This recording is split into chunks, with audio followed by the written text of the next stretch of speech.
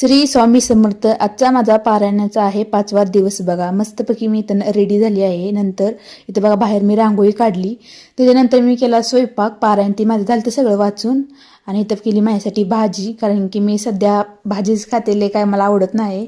इथं नंतर शिवण्याची आंघोळ घातलेली. शिवण्याला आंघोळ घातल्यानंतर व्हिडिओ काढल्यानंतर बाय कशी जांभळी ती जेव्हा तेव्हा व्हिडिओ काढला तेव्हा जांभळ्या देते पूर्वी. परत आम्ही दोघी पिरू खात होती आणि ती बघत होती व्हिडिओमध्ये.